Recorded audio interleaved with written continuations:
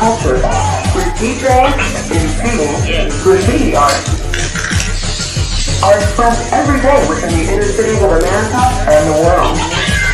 You are not doing hip-hop, you are hip-hop. Oh, you know what? A lot can happen in one day. Can I just say that? And a lot is happening as we're getting ready to bring in the summer. And I keep telling myself, you know what, Gwendolyn? It's about that time of the year where you are going to have to move your studio because this bright sun, yeah, it's shifting and it changes things. The camera doesn't like it. It wants to focus on the bright light. And I'm like, keep it right here, keep right here. But let me not go down that ridiculous road that I'm going down. I will say this though. I will say this. We got some things going on. So obviously I do have a little something, because it's summer. And I thought I need something light to drink. So I talked to the little GPT. I said, say man, I got some ginger beer. What do you have to work with that? And it threw out this really nice, simple cocktails. Like it's some ginger beer, a light rum, some lime juice. And if you want to zhuzh it up, a little mint. Now I'm looking at a whole bunch of fresh mint, which I am growing. I need to trim it because it's like weeds, but I didn't want to do the mint because, mint and being live, it garnishments, it don't work. But before I forget, hey, you can get your Guuuuurl Listen glass or wine glass or tumbler. You can get it at the Veiled Vault. It is available. You can get that link in the YouTube bio. So you can get it there if you want to pick up a little bit of merch. But let me get to our conversation because, we're rolling through this thought process that we've been in. And we were talking about women and how Texas GOP, okay, all the GOP hates women. I'm sorry. No, I'm not sorry. The Texas GOP hates women. The GOP general hates women. And so let's talk about the men that are behind a lot of these policies with women's support and how we got here. And I got to thinking and chatting with a variety of people to sort of get their idea, this take on where we are when it comes to manhood and masculinity. And we have been hearing the terms like toxic masculinity and, boys will be boys and all this stuff. Like there's just, in my opinion, excuses to allow the behavior that's been going on to keep going on. And so I got to talking with some young people, some older people. I even asked Mr. Jack and said, Mr. Jack, tell me your thoughts on today's topic. We talked about it yesterday because I said men need new programming. And he's like, do tell, because I'm not understanding, He is more traditional than I am. I understand that, which is why I like getting his thoughts on certain things. But I was just saying that depending on when you were born, you have this idea as a woman as to what is available to you. And unfortunately, that message has not been received by young men, young boys, old men, whatever. Like they're not understanding why things are different. They're not getting it. And so when we have this conversation about why a number of young women aren't getting married, are choosing to be by themselves, have a different outlook on life, it's because there was a turning point for women. Now I'm going to bring up a couple of references. My primary one is going to be the color purple. And if you recall the color purple, Celie and Mr., right? She was married off to Mr., not because he loved her, but women didn't have options. In order for you to get out of your parents' house, your father's house, you got to be married. Like that's the deal. Like they have to give you to somebody. And so you have him who doesn't love her at all, he's not even close to being a partner, barely a provider. And he's passing on these really toxic, horrible traits to his kid, which came from his father, right? So if you remember the scene where they're at the dinner table and she had finally had enough and she called it out, it's like, yeah, a lot of men were not trained to be partners. They weren't. And there was a turning point for women. So there came a point where women got options, right? We got options. And when that happened, it changed things. I want to go into really quick social programming. Before I go too far, let me get into this really quick about social programming. Because I want you to make sure that you understand where I'm coming from when I talk about this. So social programming refers to the set of beliefs, behaviors, expectations that individuals are taught by society. Most of the time it's unconscious, right? It's just something that's out there through media, pictures, all kinds of things. And it's about how they should think, feel, and act based on their gender, culture, or social role. Now, in the context of men, social programming includes a long-standing message like men must be strong and unemotional. Men should be the primary earners, and asking for help is a sign of weakness. Now, this stuff gets passed down through family, media, education, religion, peer groups. So it's going to shape the identity and the behavior without any kind of conscious thought about it. I mean, think about when you have little boys who are crying and somebody says, boys don't cry, big boys don't cry, boys don't do. It's like, but we do, right? Boys cry, girls cry. We cry. As humans, we cry. But you start saying that kind of stuff to a kid, to a child. Man up. Really ridiculous messages, not knowing what lesson you're teaching this child.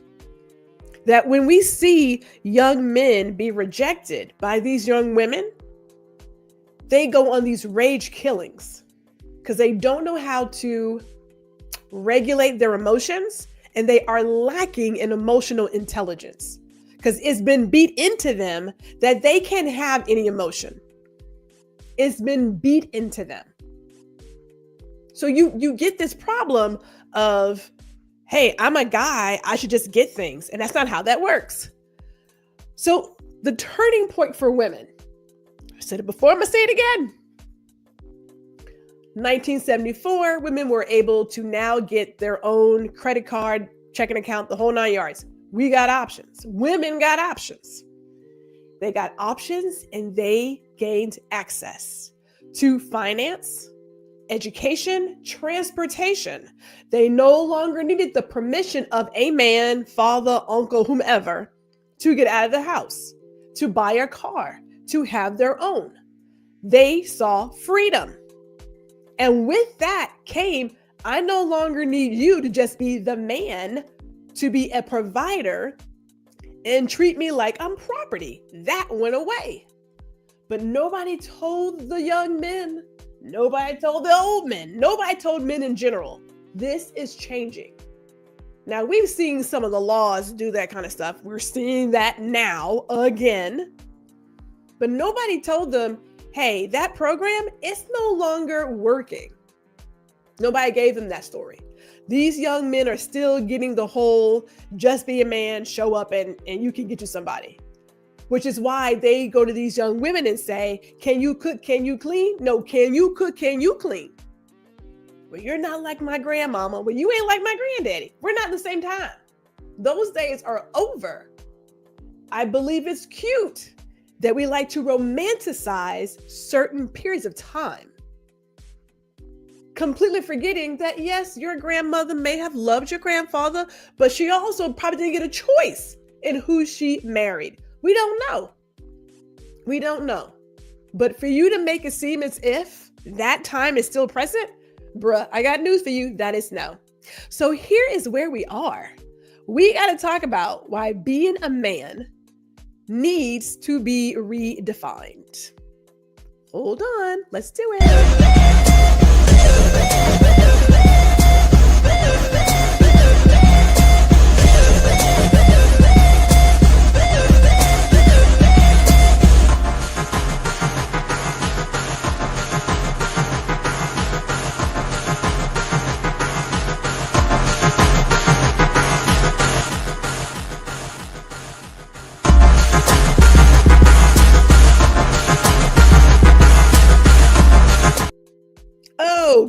Good afternoon, everybody. Good afternoon. It's Friday. It's Friday, which means it's time for another episode of Guuuuurl Listen. And we are streaming live to LinkedIn and YouTube if you're on YouTube. I would love it if you would like, share, and subscribe to the channel, right? Love it. Because we have a good time over here. We have a pretty good time over here. It's a better experience. And so we got to shout out my mother who is here. Mother's in the building. Hannah is here as well. Good afternoon. Good afternoon, everybody. Let me get right back into our conversation because I want to make sure we stay where we are because we're getting into the nitty and gritty as we're saying that, men, we need a new definition of what it means to be a man. We really do. Now, I'm going to point out to you a couple of the social myths that are currently out there in the world, which is bringing mad chaos for some dudes, right? Mad chaos. Right now, the very first one, and it typically does create some problems in the household. It's money. It's money. When you think about your vows for richer, for poor, it's because you're going to have some good times, you're going to have some hard times, right? It never said who was bringing in what. It just said, during our rich times and our poor times, we're going to work this out. That's what it said. But society-wise, they have been told that you need to bring home the bacon and she going to cook it. Yeah, that's not really the case nowadays. Things have changed. So here it is. A man must earn more than his partner. Historically, men were expected to be the primary earners, right? Bring home the bacon. And today, because of education, women are earning degrees and out-earning their male partners. They are bringing home bank. And this belief can create insecurity and tension in modern-day relationships. You still have some guys out there who believe if the woman brings in more money than them, then their value is not there. Ugh. There are so many times in life where you have and you lose. I mean, think about right now where there are couples where maybe both partners were working and because of all the foolishness, somebody got laid off. That's going to happen. You're going to be here, you're going to be there, you're going to be here. I mean, that's why you take that vow, right? But if your whole entire presence, your existence is tied up into money, we got problems because women are in school. They are going for all of the gusto and it is showing up in the paycheck. So here's a recent stat. In 2023, women under 30 in the US out-earn men in 22 major cities. There's a reason why there are a lot of young women who are not with a partner. Because the dudes can't get out their own way. They can't get out their own way. So we need to rethink it. Financial contribution is just one part of a relationship, but you got to think about the emotions and think about too how you are keeping home. Maybe you're the person who cooks, right? You got this special thing, but there is more to a relationship than just the money because you're going to have it and you're going to lose it. This is where we are right now. There are a lot of folks who are losing their jobs, having to rethink some things, but that's no reason to break up. But let's just go back to that other part where the young women are out earning, under 30, out earning. Yeah, that says a lot. So if you're a young man, you're like, well, I don't understand why, because you're not bringing anything to the table. You cannot show up in these modern times assuming that I just get to be a guy and I can choose whomever. You need to bring something more to the table than I make some money. Maybe you keep a great house. I don't know. There's something else that you need to provide to be a partner because the provider role, yeah, it's good, but it's not gonna be, you just can't sustain it that way. You need something more. Here's your other one. And this is huge. And we are in June, which we're talking about men's mental health this month. That other part is emotional suppression, that real men don't cry. I can't tell you how awful this is. It is awful. That the idea that you can be in pain, but you can't express that pain. Think about, even in your own families, situations where you have seen uncles, fathers, grandfathers chastise a boy for crying. and being called names. You get that enough times. You don't know how to regulate your emotions. So you get into a position where somebody, perhaps again, has rejected you, and your decision is, I am going to attack this person and unalive them. That's your solution. Because we haven't taught these young men how to regulate their emotions. We have not instilled in them the importance of emotional intelligence.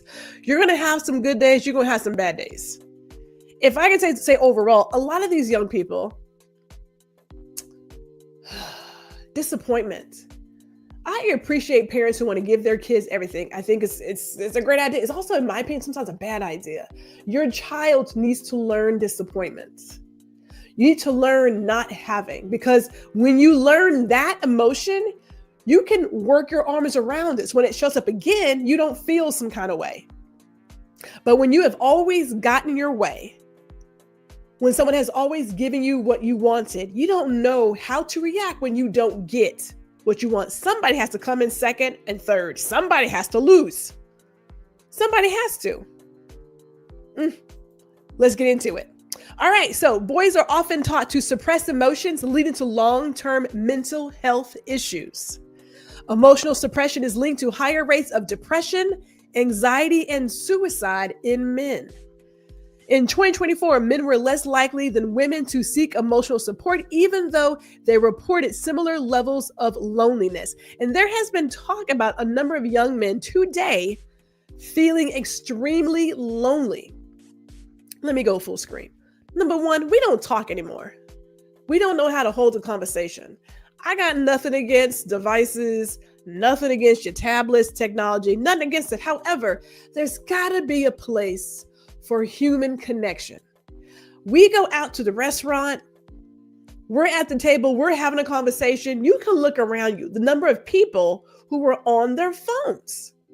You're on a date on your phone, like shouldn't y'all be trying to like talk to each other, get to know each other? Like we no longer do that. We no longer talk. We don't talk at the house. Now my dad, up until where he could no longer sit at the table, made us eat at the table. Yes, I'm talking 40-plus-year-old adult children at the table because their father called them one time to come eat. And at that table, there were no phones. We are having a conversation. Yes, 40-plus-year-old adult children talking at the table, no phones. It's about conversation. How was your day? What's going on? We're cracking jokes, whatever it is, but we are having a conversation. We stop that. I'm not judging anybody who wants to give their child a tablet at the dinner table to keep them entertained. I'm not judging it. But at some point, at some place in time, they have to learn that social skill of holding a conversation and listening to somebody else besides themselves. If you don't get it at home, where do they get it? When do they get a chance to talk? Now, people talk about, well, they got their friends. The friends don't talk either. These kids don't play outside. They don't talk. Like, when are they getting that social skill? That when they go out, it's here. It's heads down. It's like, okay, and we wonder why we're lonely. We don't talk anymore. People don't talk. Now, I have been places where I meet people. I was like, ooh, you need some friends. It is clear by the way we're holding this conversation, you don't talk enough to people. Now, I'm a listener. I'm an ear. So you want to talk, you can call me. We can talk all day. That's fine. But I'm like, you need some people. The human experience is best with other humans. We know that. We know it. We know that. Shout out to Ron Foster, who is here. Hello, fam. And yes, human connections. Let me go back to it. So how do we reframe this? It's about being vulnerable. There is strength in being vulnerable. How do you make friends? You have to show up as your full, authentic self with no armor, because your friends have to see you for who you are. You can't try to be all cute and perfect and pristine. It's like, look, I'm a klutz. I'm going to walk into a couple of walls. That's what Gwendolyn does. She walks into walls, right? We say things, it's like, the train falls off the tracks. I'm like, yes. What I want to say was, that's who I am, right? Some of us have not had a chance to be vulnerable with our family. So how can we expect anyone to go out into the world to make friends and do the same thing? Like, if you're going to try anything, shouldn't it be at home? Shouldn't it be? But if you're ridiculed there, you can start shutting down. And then you get out, you're like, I don't know how to make friends. I don't know how to make friends. You got to be vulnerable. Emotional expression builds deeper relationships and resilience. We have to express that stuff. Now, I did a video not too long ago about communication and how everybody needs a safe and supportive space to just say whatever and not be judged, right? And shout out to my sister who is here. Hello, ma'am. She was driving around Miss Daisy. We got to do a show about that one day. Everybody needs a place that they can say, okay, friend, I got a question. What is XYZ? Because nobody knows it all. But if you don't even have a place where you can just say, I don't understand this and I don't know what's going on. Like, if you don't even have that, how do you make real, genuine friendships? How do you do it? I got a couple of friends that I can call and say, I don't understand this. Now, Ron is one. I'm like, Ron, help me figure it out because I'm not understanding. And I will say, I'm not understanding because I don't understand. I need someone to tell us, like, I'm not getting it. I'm not getting it. Now, if you think about how we do things today, where you have kids who are afraid to make mistakes on homework because they worried about the points, they never learn that it's okay to not get it right. These are learning opportunities. It's not failure. These are learning opportunities. But if you can't do it in school and you can't do it at home, where do you do it? You walk around on eggshells. It's not healthy. So we have these young men who don't know how to be vulnerable because they've been told all their life, men do this, men don't cry, men don't show emotion, men are not, what's this whole thing, this you're being feminine. I don't even understand what that means. People have given me examples, it still don't make sense. You're in your feminine era, you're in your masculine. What? I hope y'all not paying somebody for that stuff. I hope y'all not paying for that because that's stupid. I said it, that's stupid. Like, make it make sense. As Ron says, that one has friends must first show themselves to be friendly. Yes, the one that has friends. Thank you, sir. If you're not a friend to yourself, it's kind of hard to go out there and beat at somebody else. I'm just trying to tell you, start with here, ground zero. And yes, Ron is always my, hey, I don't understand this. Help me figure this out. He's that one. Let me go to this last one. Hyper independence. Men must solve everything alone. I don't have all the day to do this one. Lord knows I would like to. Because when I see some of these videos of these young men doing this whole, I got to do it by myself, blah, blah, blah. When I tell you it's so ridiculous. You got this whole lone wolf ideal, which discourages men from asking for help. This can lead to isolation, burnout, poor mental health. Again, another stat, 26.1% of men reported a lack of emotional support compared to 22.3% of women. You got to have collaboration and community. They are essential if you're going to be well and succeed in this world. You can't do it by yourself. Let me tell you, it's hard enough having melanin, okay? It is hard enough having the sun-kissed skin. So you want to go out here in this world and be like, I am man, I can do it all, bruh. Everybody need help. Everybody need help. Just say, I need help. I'm quick to be like, I need some help with this. I'm not doing this. I ask for help, and I also say what I can't. I was like, I don't have time for that. I don't have the capacity. I don't have the emotional capacity. I don't have it. Not right now. Okay. That's a no. But we don't give men, young and old, that space. We don't give it. And so you see men out here, young men especially, suffering for no good reason. You know what? I used to tell people, there are no martyrs in retail. If you choose to struggle, that's a choice, okay? You are choosing to struggle. There is no need to struggle out here. But I get it. Society has given you this ridiculous message that does not serve you, and you want to sit in it. I am telling you right here, right now, don't do it. There is a young man on Instagram. I cannot think of his name, but his Instagram handle is the Black Man Project. He is doing the work. He is helping Black men recognize you don't have to do this by yourself. You have every right to show your emotion.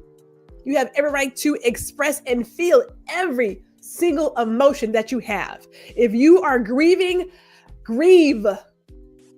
If you feel like you're drowning, be in that emotion. We are human, every single one of us. Look them up, Black Man Project. Beautiful thing that he's doing there, working on Black men and mental health and being seen for where they are in that moment. We need more of that. We need more of that. So let's talk about this really quick, because this is the last one, this narrow masculinity. Oh my goodness. Where we have traditional masculinity often excludes traits like empathy, creativity, and nurturing. This limits men's potential and harms relationships. Again, we have Pew Research found that while men and women report similar levels of loneliness, men are less likely to reach out for emotional support. Masculinity can be expansive. There is no one way to be a man. Now, funny enough, we had this chat on Ron's show just Monday, where we were discussing the role of the mother and father. And people think, well, fathers teach their kids to be strong and this, they don't have to do that. That's no. Fathers can be just as nurturing, just as loving, just as caring, just as empathetic. It does not belong to one gender. That is a no.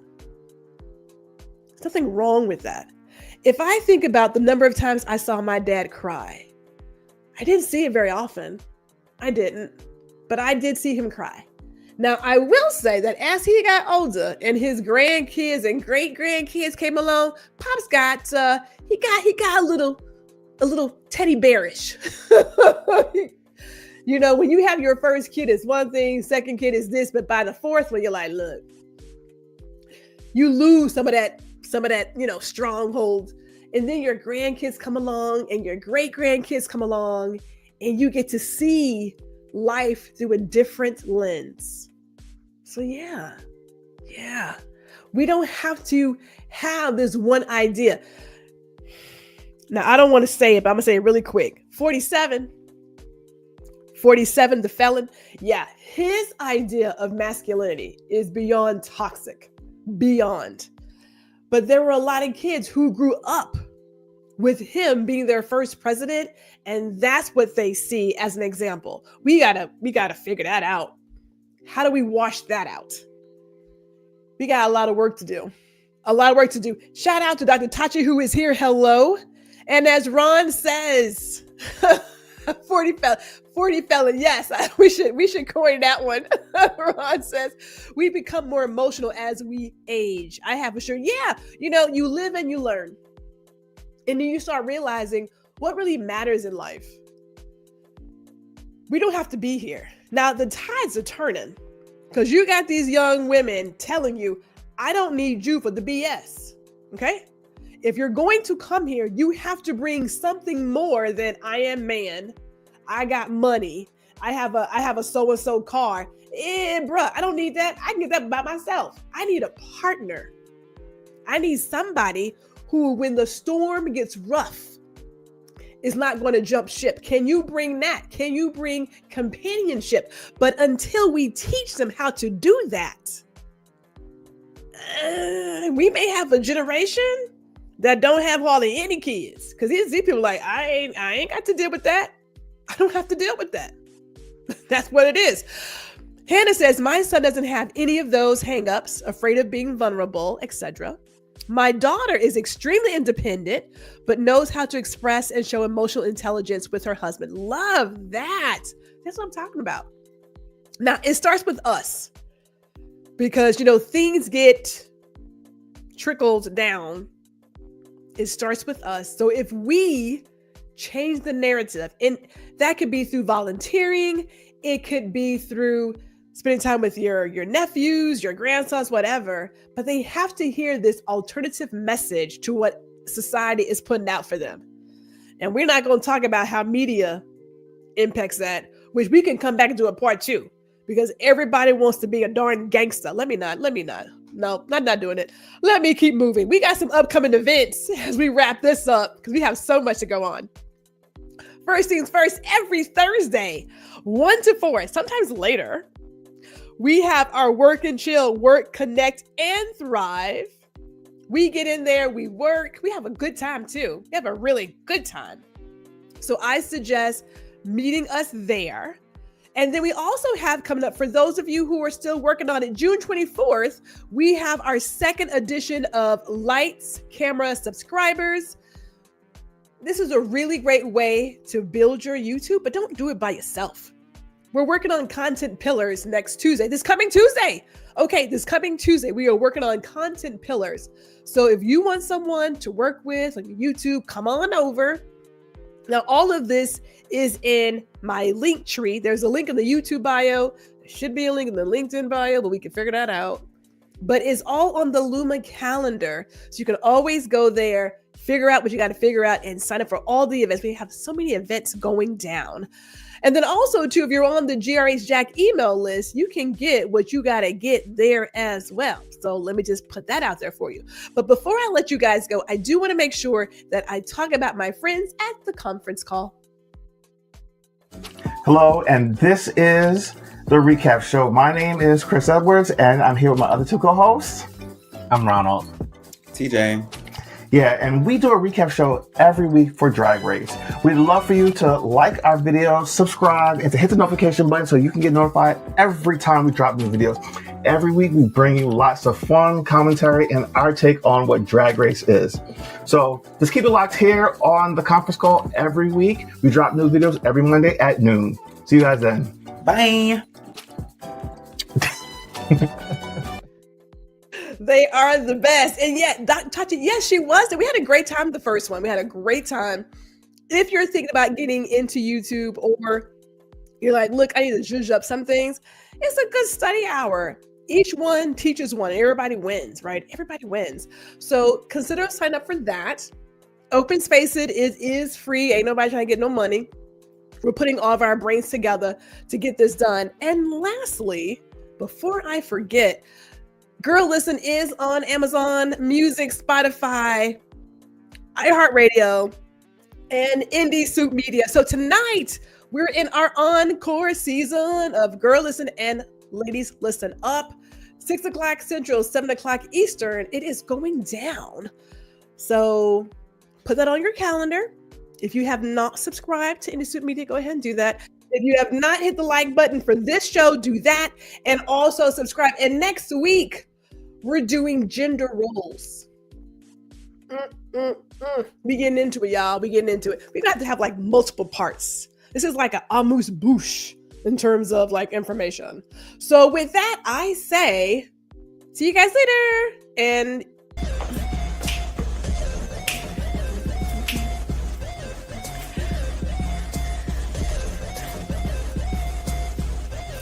hey, it's G. Thank you for watching this episode of Guuuuurl Listen. Be sure to catch me every Friday at 4 p.m. Central, 5 p.m. Eastern. And while you're here, I cordially invite you to like, share, and subscribe to my YouTube channel. See you all next week.